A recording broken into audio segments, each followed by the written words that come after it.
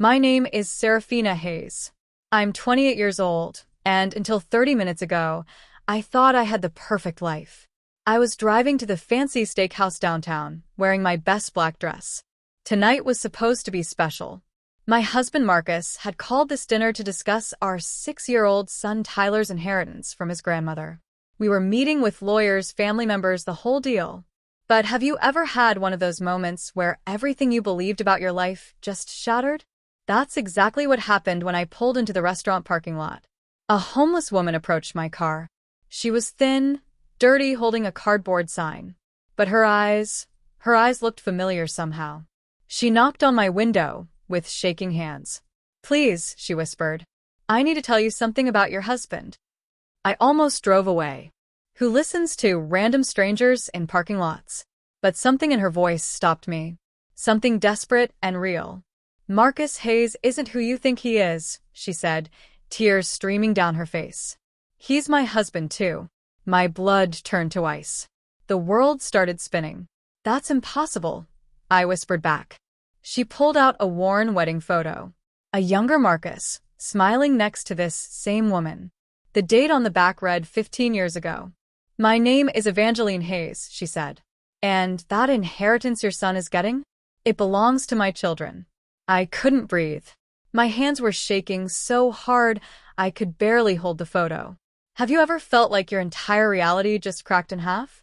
This woman, Evangeline, was telling me that my husband of 7 years was a complete lie.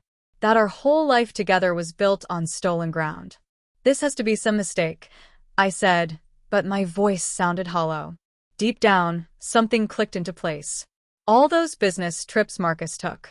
The way he never talked about his past. How he always paid for everything in cash. Evangeline's face was weathered and tired, but her eyes held a sadness that felt bottomless. "He told me he was going on a work trip to Chicago 7 years ago," she continued. "He never came home. The bank accounts were empty. The house was foreclosed. I lost everything. I stared at this broken woman and saw myself. What if this was my future? Where are your children now?" I asked. "Foster care," she whispered. "I couldn't take care of them after he left. No money, no job, no home." My heart was pounding. If Marcus could do this to her, what was he planning for Tyler and me? "The inheritance meeting tonight," I said slowly. "What's it really about?" Evangeline's expression darkened. "He's about to steal from his own grandmother's estate. Money that was meant for all his children, not just Tyler." "Wait. All his children? How many families did this man destroy?" I needed proof. Real proof. Not just photos and stories from a desperate woman. But do you know what's terrifying? When the evidence starts piling up and you realize you've been blind for years. I called my friend Jessica, who works at the county clerk's office. Asked her to look up marriage records for Marcus Hayes. My hands were trembling as I waited for her to call back. "Sarah, this is weird," Jessica said 20 minutes later. "I found 3 marriage licenses under that name. Different social security numbers, though. 3 women. 3 families destroyed." Evangeline was sitting in my car now, helping me put the pieces together. She smelled like the streets, but her mind was sharp as a knife. "He changes his social security number every few years," she explained. "Uses his computer skills to create new identities. I hired a private investigator with my last $50 before I lost my apartment." She handed me a manila folder. Photos, documents, bank records. Marcus wasn't just a cheating husband. He was a professional con artist. "Look at this." Evangeline pointed to a bank statement. "He drained my grandmother-in-law's account 3 months before she died. Transferred everything to an offshore account." The inheritance dinner wasn't about giving Tyler money.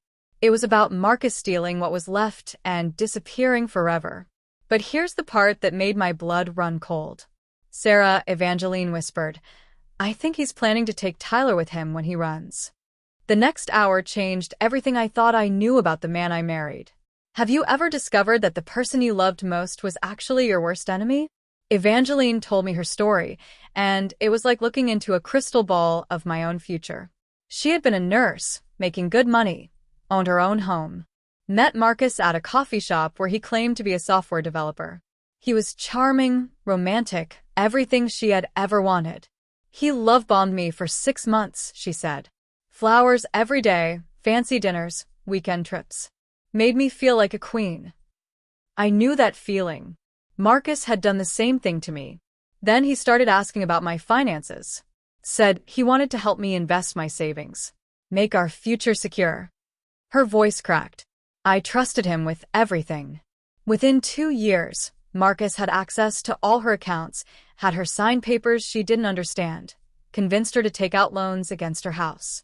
When I got pregnant with twins, he seemed so happy, Evangeline continued. But as soon as they were born, he became different. Cold. Started staying out all night. She pulled out photos of 2 beautiful children. A boy and girl, maybe 10 years old now. Marcus Jr. and Hope, she whispered. I haven't seen them in 3 years. The pieces were falling into place. Marcus wasn't just stealing money. He was stealing entire lives, entire families. Evangeline, I said quietly, do you know about the other woman? Her eyes widened. There's another one? That's when I realized Marcus's web was even bigger than we thought. I spent the rest of that day hunting down the truth, and what I found made me sick to my stomach. But have you ever been in a situation where the more you dig, the worse it gets? The third wife was named Cordelia Martinez. I found her working at a diner across town, living in a tiny apartment with her teenage daughter. When I walked in and mentioned Marcus Hayes, her face went white as paper. How do you know that name? She whispered, pulling me into the back room. Cordelia's story was the same pattern. Marcus had swept her off her feet 5 years before he met me. Stolen her life savings, convinced her to mortgage her house, then vanished into thin air. He told me he was going to start a tech company, she said, hands shaking as she poured coffee. Said we'd be millionaires. I believed every word. But here's where it got truly evil. All 3 of us had children with Marcus. Tyler was 6. Marcus Jr. and Hope were 10. Cordelia's daughter Sophia was 13. He planned this, I realized out loud. He specifically targeted single mothers or women who wanted families. Evangeline nodded grimly. He gets them pregnant, drains their resources, then moves on to the next victim. Leaves behind broken families and stolen children. The inheritance wasn't just about money. Marcus was building a network of destruction across multiple states. Ladies, I said, looking at both women, we have exactly 4 hours before that dinner meeting. 4 hours to stop him from stealing Tyler and disappearing forever. But Cordelia grabbed my arm with tears in her eyes. Serafina, she said, there's something else you need to know. Marcus called me yesterday. He's not just planning to take Tyler. My heart stopped. He's planning to take all the children. Have you ever felt pure terror run through your veins like ice water? That's what hit me when Cordelia said Marcus wanted all the children. Not just Tyler. All of them. I grabbed my phone and called Tyler's school immediately. My hands were shaking so hard I could barely dial. Hello, this is Tyler Hayes' mom. Is he still there? I'm sorry, Mrs. Hayes, the secretary said. Your husband picked him up an hour ago. Said there was a family emergency. The phone slipped from my fingers and crashed to the floor. Marcus had Tyler. Right now. While I was sitting in a diner talking to his other victims, my 6-year-old son was probably scared and confused, not knowing his dad was a monster. We have to call the police, I said, but Evangeline shook her head. With what proof? He's legally Tyler's father. The marriage certificates are fake, but the birth certificate isn't. She was right. Marcus was too smart for that. He's probably taking Tyler to the inheritance meeting, Cordelia said, using him as a prop to get the money, then disappearing. But then my phone buzzed. A text from Marcus. Having dinner with Tyler at the cabin. Join us alone, or you'll never see him again. What cabin? We didn't own any cabin. Ladies, I whispered, Marcus just threatened to take my son forever. Do you know what it feels like when your worst nightmare becomes reality? The cabin Marcus mentioned was 2 hours outside the city. Evangeline knew exactly where it was. He took me there on our honeymoon, she said bitterly. Told me he bought it for our future family. Another lie. We drove in Cordelia's beat-up Honda, racing against time and my growing panic. Every minute that passed was another minute Tyler was alone with that psychopath. What if he hurts him? I kept asking. What if Tyler tries to run? Marcus won't hurt the kids, Evangeline said firmly. They're his ticket to a new life. He needs them healthy and compliant. But that didn't make me feel any better. When we finally reached the cabin, it was completely dark except for one window glowing with warm light. It looked so peaceful, so normal, like a family vacation spot. But inside was a man who had destroyed 3 families and was about to destroy a 4th. There's his car, Cordelia whispered, pointing to a black SUV parked behind the cabin. We crept closer to the lit window and peered inside. Marcus was sitting at a kitchen table with Tyler, showing him legal documents. My son looked confused, but not scared. Yet. Daddy, when is Mommy coming? Tyler asked. Marcus smiled, but it was cold and calculating. Very soon, buddy. And then we're going on a very long trip together. Have you ever had to watch your child in danger and felt completely helpless? We needed a plan, but Marcus was too unpredictable. One wrong move and Tyler could get hurt. I'm going in, I whispered to the other women. I'll distract him while you two call for backup. But when I walked through that cabin door, Marcus was waiting with a gun pointed right at my chest. Hello, beautiful wife, he said with that same charming smile that had fooled me for 7 years. Right on time. Tyler ran to me immediately. Mommy, Daddy says we're going to Disney World. My heart shattered. My innocent son had no idea his father was a monster. That's right, buddy, Marcus said, never taking his eyes off me. But first, Mommy needs to sign some very important papers. He slid documents across the table. Legal forms transferring Tyler's inheritance directly to Marcus. Papers giving him full custody. Documents that would make me disappear from my son's life forever. Sign them, Sarah, Marcus said calmly. Or Tyler learns what happens to mommies who don't cooperate. But then something unexpected happened. The front door burst open, and Evangeline walked in with her hands raised. Marcus, she said quietly, let the boy go. Your real family is here. Behind her came 2 children I'd never seen before. A 10-year-old boy who looked exactly like Marcus, and a girl with Evangeline's sad eyes. Daddy, the boy whispered. Marcus's gun hand started shaking. For the first time since I'd known him, he looked genuinely shocked. Marcus Jr.? Hope. How did you? But here's the twist that changed everything. The boy stepped forward and said, We're not your children, Marcus. We never were. Do you know what happens when a master manipulator realizes he's been played? The room went dead silent. Marcus stared at the children, then at Evangeline, his face turning white. What do you mean you're not my children? He demanded. Evangeline stepped forward bravely. I lied to you, Marcus. Just like you lied to me. These are my sister's children. I've been raising them since she died. Marcus Jr., who I now realized wasn't Marcus Jr. at all, continued speaking. My real name is David. This is my sister Emma. Our mom told us about the bad man who hurt Aunt Evangeline. My mind was spinning. Evangeline had been playing a long game this whole time. The inheritance you've been chasing? Evangeline smiled coldly. It doesn't exist. Your grandmother left everything to charity before she died. I have the real will right here. She pulled papers from her jacket. Legal documents that proved Marcus had been chasing money that was already gone. But then another voice spoke from the doorway. Hello, son. A tall man in his 50s walked into the cabin.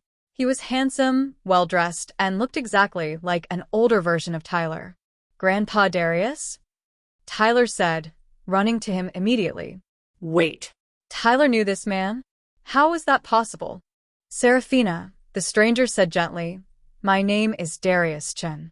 I'm Tyler's real father. Marcus's gun clattered to the floor. That's impossible, he whispered. Tyler is mine. I was there when he was born. Darius smiled sadly. You were there, Marcus. But you weren't the father. You see, Serafina and I had a relationship before you came along. Have you ever discovered that everything you thought you knew was completely backwards? Do you remember feeling like your brain couldn't process any more shocking information? That's exactly where I was when Darius explained the truth about Tyler's paternity. I met Serafina at a conference 3 years before you did, Marcus, Darius said calmly. We dated for 8 months. When she got pregnant, I was over the moon. I stared at this man who claimed to be Tyler's father. Pieces of memory started floating back. A brief relationship I'd almost forgotten. A man who traveled for work, who I'd lost touch with. But then you disappeared, I whispered to Darius. Because Marcus made sure I did, he replied. He hacked my email, intercepted my calls, convinced you I had abandoned you both. Marcus was backing toward the window now, looking for an escape route. You're all insane, he snarled. Tyler is my son. Serafina is my wife. Actually, Darius pulled out his own set of papers. Genetic testing says otherwise. I've been looking for Tyler for 6 years, Marcus. Ever since I realized what you'd done. Tyler looked confused, switching his gaze between the two men who claimed to be his father.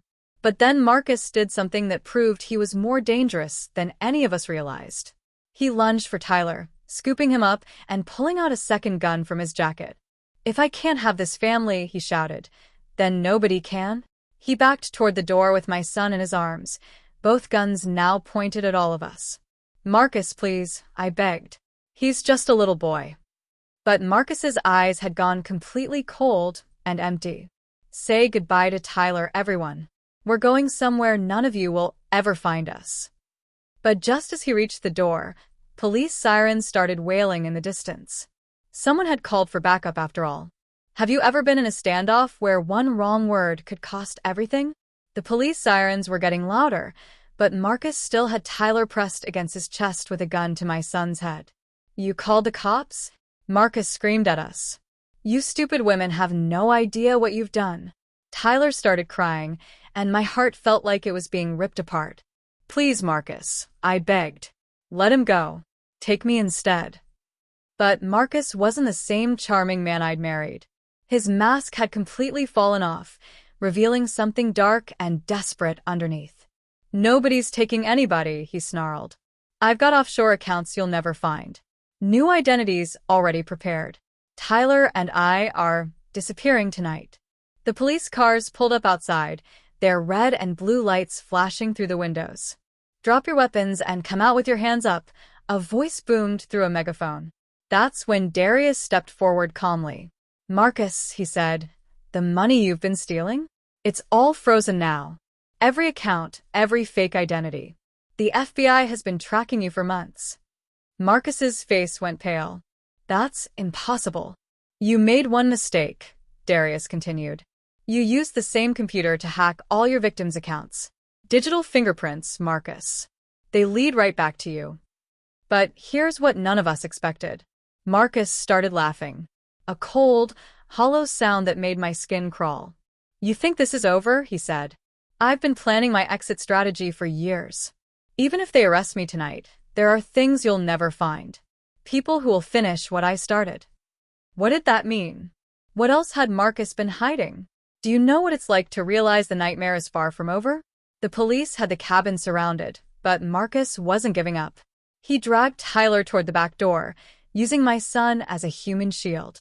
I want a helicopter and safe passage to Mexico, he shouted through the broken window. Or the kid gets hurt. But Tyler, my brave little 6-year-old, did something that changed everything. He bit down hard on Marcus's hand and broke free, running straight to me.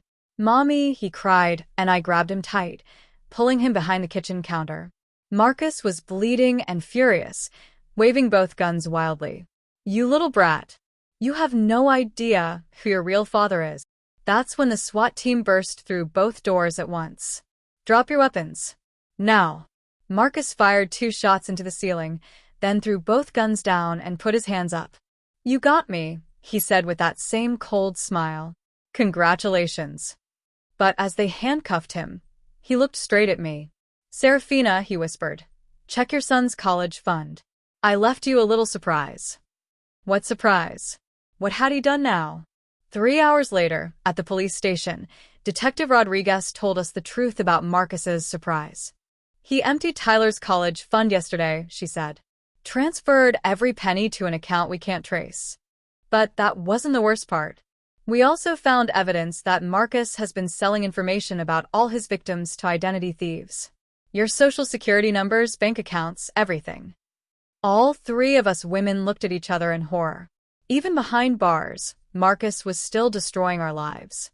Have you ever thought you'd won, only to discover the enemy had one final trap waiting? 2 weeks after Marcus's arrest, I got the phone call that made my blood run cold. Mrs. Hayes? This is Detective Rodriguez. Marcus Hayes escaped from county jail this morning. My hands started shaking. How is that possible? Someone on the inside helped him. We're not sure who yet, but he's been gone for 6 hours. I immediately called Evangeline and Cordelia. We met at my house within 20 minutes, all of us terrified. He's coming for us, Evangeline said quietly. All of us. And our children. But then my phone rang. Unknown number. Answer it, Cordelia whispered. I put it on speakerphone. Hello, beautiful. Marcus's voice filled my living room. Miss me? Where are you, Marcus? I asked, trying to keep my voice steady. Close enough to watch Tyler walk home from school, he replied. Close enough to visit Evangeline's apartment. Close enough to see Cordelia at work. He was stalking all of us. Right now. What do you want? I demanded. I want my life back, he said. The accounts you froze, the money you stole from me, my reputation you destroyed. That wasn't your money, Marcus. You stole it from us. He laughed that cold, hollow laugh again. You have 24 hours to transfer $2 million to an account I'll send you. If you don't... The line went quiet for a long moment. If you don't, I'll make sure none of your children make it home from school tomorrow. But here's what Marcus didn't know. While he was making threats, Evangeline was tracing the call on her laptop. And she'd just found exactly where he was hiding. Do you know what it feels like to walk into the most dangerous situation of your life? Marcus was holed up in an abandoned warehouse on the outskirts of town. The same place where he'd been storing stolen goods and running his identity theft operation. We should wait for police, Cordelia whispered as we crept toward the building. No time, I replied. He's already proven the system can't hold him. But when we got inside, we realized Marcus had been expecting us. Welcome, ladies, his voice echoed from the shadows. Right on time. Floodlights blazed on, blinding us temporarily. When my vision cleared, Marcus was standing on a platform 20 feet above us. You thought you were so smart, he called down. Tracing my call, finding my hideout. But you walked right into my trap. That's when we saw Evangeline wasn't with us anymore. Looking for your friend? Marcus laughed. Evangeline was tied to a chair on the platform next to him, a gag over her mouth. Here's how this works, Marcus announced. You transfer the money, or Evangeline takes a very long fall. But Cordelia stepped forward bravely. Marcus, you're outnumbered. The police are already on their way. Are they? He asked, pulling out a police radio. Because I've been listening to their communications all day. They have no idea where I am. He was right. We were completely on our own. You have 60 seconds to decide, Marcus said, moving closer to Evangeline's chair. Your friend's life, or your money. But that's when I noticed something Marcus hadn't seen. Evangeline had worked her hands free and was slowly reaching for something behind her chair. 30 seconds, Marcus announced. Evangeline caught my eye and nodded slightly. 10 seconds, Marcus said, putting his hands on her chair. Wait, I shouted. I'll transfer the money. But as Marcus turned toward me, Evangeline broke completely free and tackled him.